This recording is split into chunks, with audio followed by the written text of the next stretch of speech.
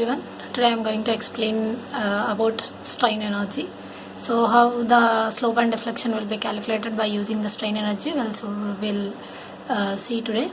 So strain energy is nothing but the energy which is stored in a body that will be considered that will be equal to the work done. So we can represent the internal stored energy will be equal to the work done, nothing but the deflection which is formed due to the application of the external load.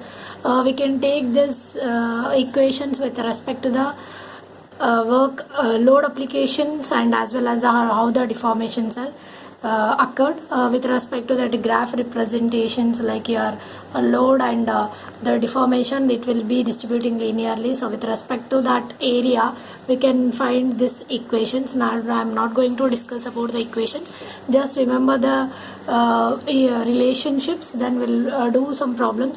Before that, strain energy will be equal to integral of 0 to L, the limit whatever the length of the beam or member will be equals to mx square by 2ei into dx. So the moment which is with respect to the x distance, that square by 2ei into dx will get the strain energy. So whatever the problem you are going to do, you have to take the moment first, then later you can substitute in the formulae. Let us see one question as if it is a cantilever beam. If there is a point load is acting W, this total length is L meters.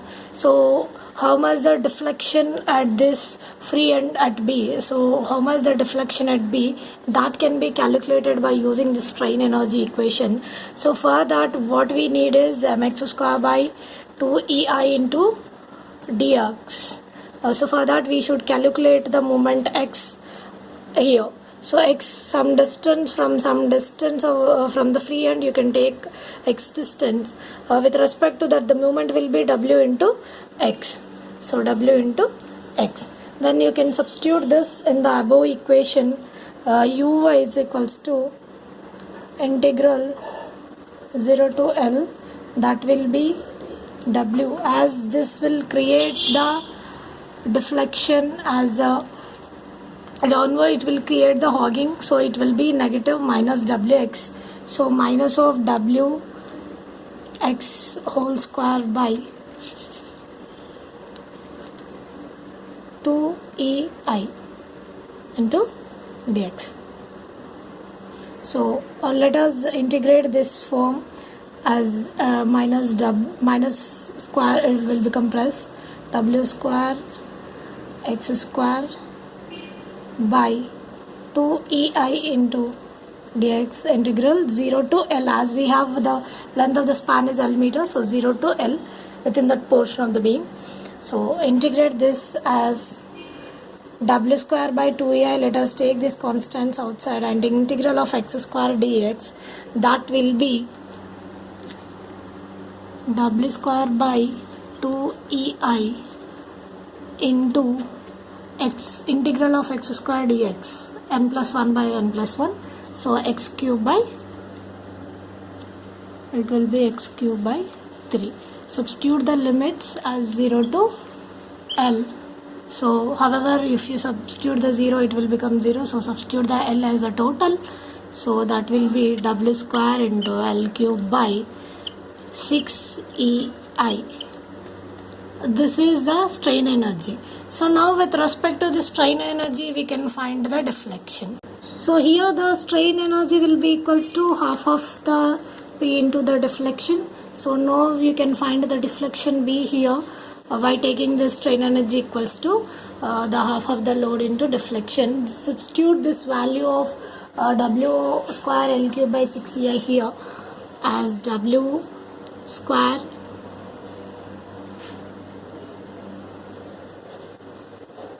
L cube by 6ei equals to half into P into delta B. Then you can take this to the left side.